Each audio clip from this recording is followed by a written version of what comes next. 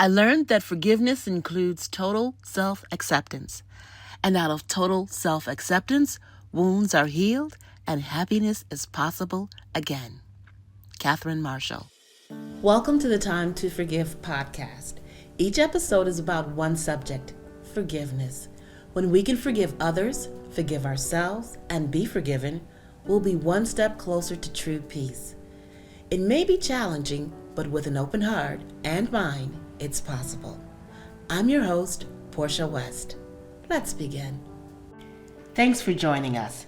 Today we'll have a discussion with motivational speaker Erika Gilchrist.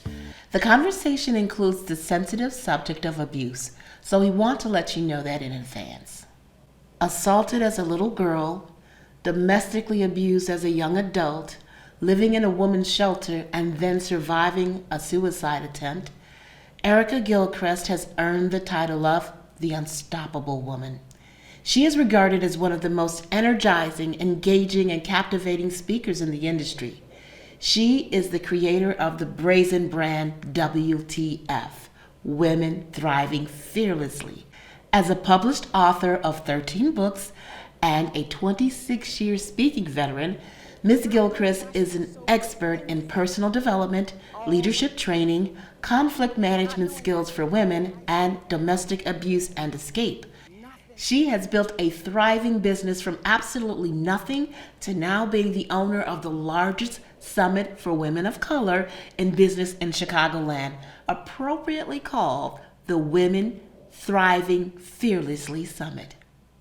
Hi, Erika. Thanks for joining us on the Time to Forgive podcast. Thank you so much for having me. I appreciate your time.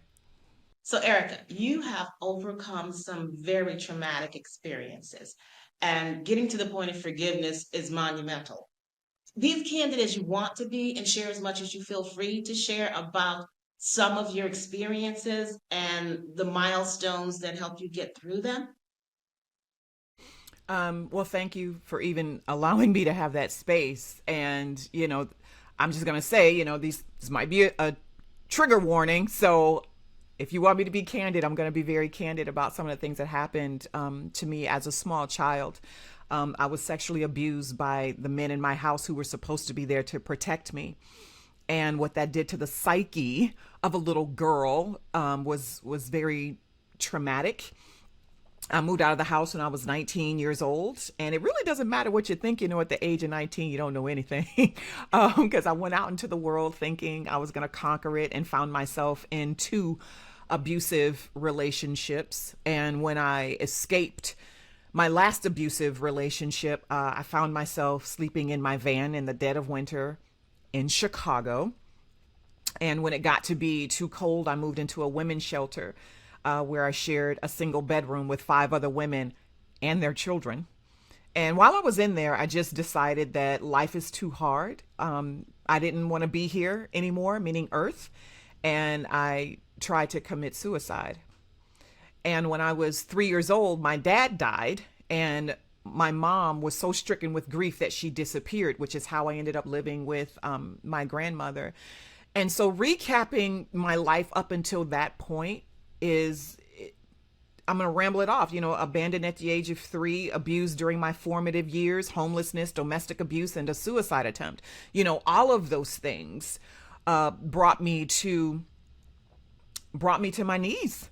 And you talk about milestones along the way. There wasn't one single thing I can point to say that was the thing, that got me through all of it, because life doesn't go in a straight line. We wish it did, because we know what would happen, when it would happen, how it would happen, and what we would do. But that's not how it goes. There were ups and downs, there ebbs and flows and ins and outs. And it was a series of things that happened over a period of time in order for me to come to terms with the pain that I did not deserve and did not ask for. But I am grateful that I gotten to a point where I can now look back at it and say, good job, E. I'm proud of you. You've been through a lot of different challenging circumstances in your life and that required quite a bit of forgiveness. Or have you been able to forgive? Okay, yeah, let's talk about it. So, yes, I have been through a lot in my life. And the direct answer to your question, Portia, is yes. I have been able to forgive. I kind of had to if I wanted to live in a space where my mental and emotional well-being would move forward being safe. So I absolutely had to forgive. How? I mean, sometimes people forgive internally in their own head. Okay, I forgive that person.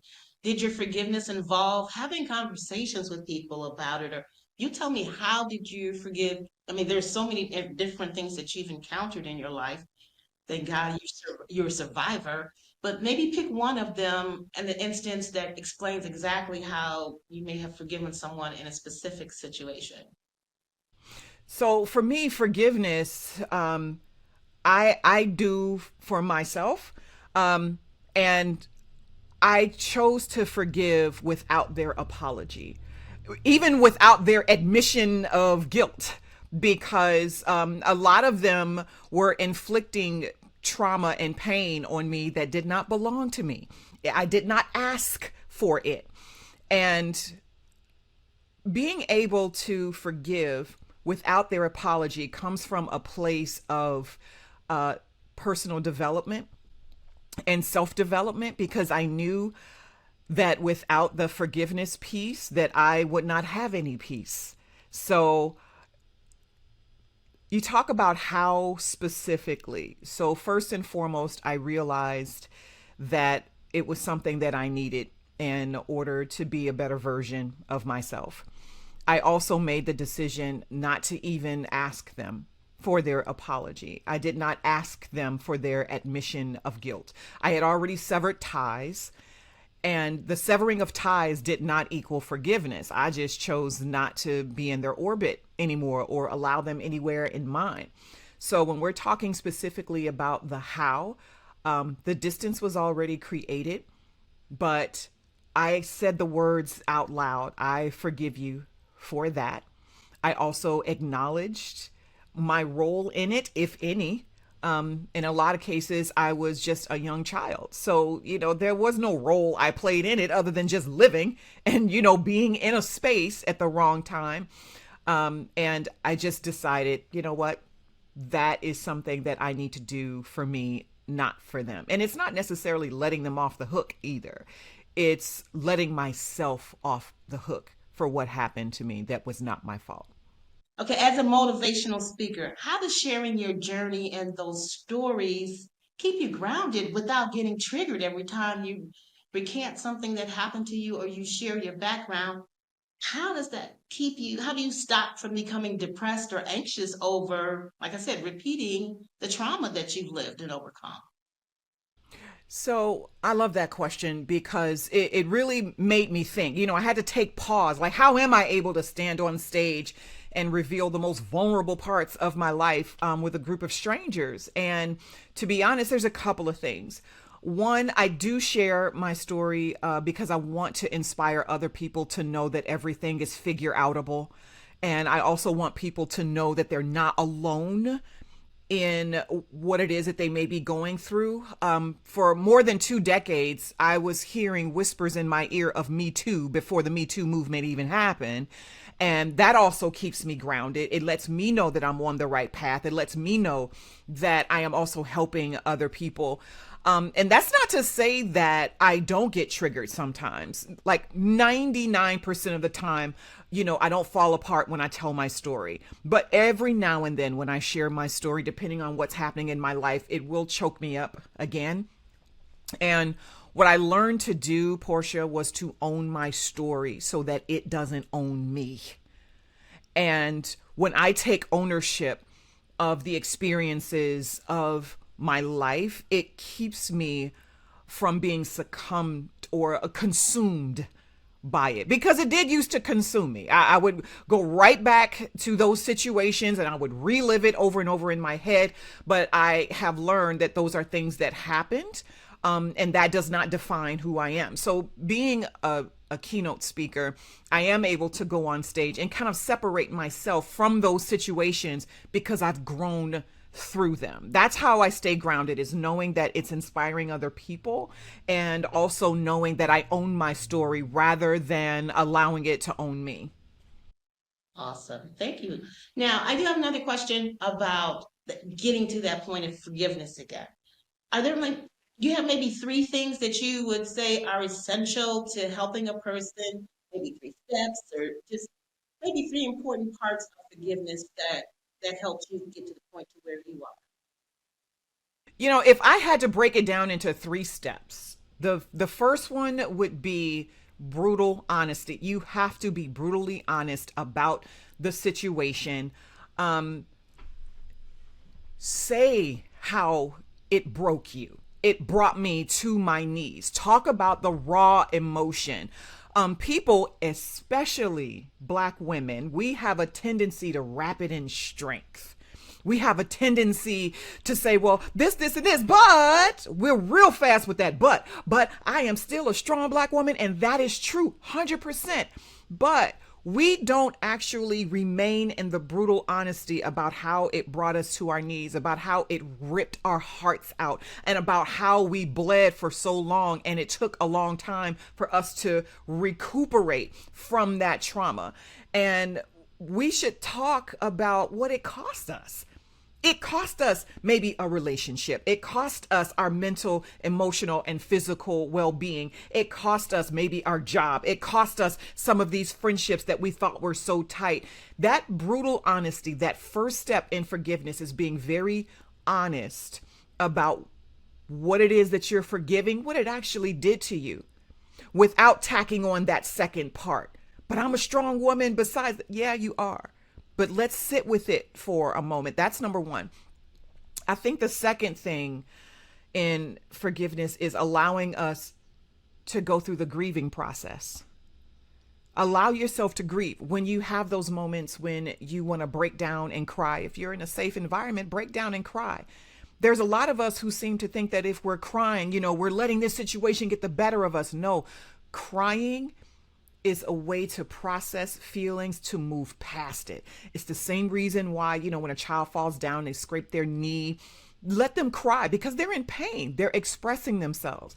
After you kiss the boo-boo and put a Band-Aid on it, make it better, they go and they run and go play with their Legos or whatever, but allowing yourself to feel the grief. You can go through the 5 stages of grief. You can go through the denial, the anger, what's the third one? Bargaining, depression, and finally acceptance. Allow yourself to go through that process. And I guess the third thing for me would be to make a decision to stop handing over your power to people who misuse it. Be a lot more cautious in who you're vulnerable with. Protect your heart. Don't close it off. I'm not saying, close it off. I'm saying allow time for people to reveal themselves to you before you completely open up. Sometimes we have a tendency to just jump right back into another situation. But I'm saying just press pause, not stop. So if I were to recap those 3 steps, number 1 would be very brutally honest about the situation and what it did to you. The second is allow yourself to grieve for what happened to you. And the third is to be more discerning about who you allow into your space, allowing them to reveal themselves to you before you offer who you are. Those are my 3 steps. And that's rather insightful. And I like that you broke down the second step into breaking out the steps of grief. I mean, because that is like the subgroup of that and going through that. Now, a lot of people also use the serenity prayer or writings like that to help them get through certain times or get to that point of forgiveness. Are there any books, scriptures, or anything that you lean towards to help you stay focused towards forgiveness or get you to the point of forgiveness with someone? You know what? I find books are fantastic. Quotes are helpful. What I find works for me in tough times is not necessarily a chapter, but a choice. So I look at the situation for what it is. It's almost like kind of extracting myself and looking at the situation as an observer. And I own my role in that. And I do something, I call it the decade declaration. So if you think about where you were in life like a decade ago and compare it to where you are right now, that version of you a decade ago would be cheering for you so loudly because you've grown so much. You have evolved into a much better, more discerning version of yourself. So for me, it's not necessarily a book or a quote, although it has its place. For me, I make a choice to say, okay, here's where I am. Look at where I used to be because I'm not back there anymore. I ground myself in gratitude all day long. Never is it lost on me how far I have come. And I mean, I've written books about my life. So I guess technically, if you want to talk about books, I kind of reflect on where I used to be. And I'm very grateful that I'm not there anymore. And those are the things that I use during tough times to say, okay, Erika, you got this. You can do this. A really good example of that would be when COVID hit. It destroyed my business. I mean, I'm a speaker, I'm out there. I'm talking to people, like hundreds of people at a time, and 100 people in a room doing COVID was not a good idea. But I said to myself, yeah, but Erika, you're not sleeping in your van anymore. When you go home and flip the switch, the lights actually come on. When you open the refrigerator, there's actually food in there for you to eat. That is what I do. I ground myself in gratitude during tough times. I wish I could tell you like there's a book or there is a quote that I go to every time. I don't have that. I just ground myself in gratitude. That's the best possible way I can explain that. Yeah. It's been such a wonderful conversation. How can people get in contact with you, or tell us maybe a title of what you mentioned some books, maybe give us a title of one of your books, your next upcoming event, or how we can get in contact with you via social media. Yeah, absolutely. So my name is on everything. So if you know how to spell my name, you know how to find me. All of my social media handles is Erika Gilchrist. Erika Gilchrist. My bestseller is called The Secrets to Being an Unstoppable Woman. That is available on Amazon, as well as other books that I've written. I am a professional speaker, and I also teach people how to become paid speakers so that they can use their voice. And one of my students, by the way, talks a lot about forgiveness. And going to my website, erikagilchrist.com. See how that works? Erika Gilchrist. I'm everywhere. If you Google me, the first 10 pages is Erika Gilchrist. I promise you'll be able to get in touch with me. My website has information about where you can book me to speak, if you want to become part of my speaking cohort, or if you want to buy my books. All of it is right there at erikagilchrist.com. All of my social media handles is Erika Gilchrist. Well, Erika, we thank you for taking the time to join us here on Time to Forgive. Thank you so much for having me. This has been an incredibly transformative conversation. Thank you for your time. Thanks again to Erika Gilchrist for sharing with us how she's overcome challenges, trauma, and found a way to forgive. Visit her website, erikagilchrist.com, to book her for speaking engagements on various subjects. I'm Portia West, and thank you for watching. And remember to forgive as you have been forgiven.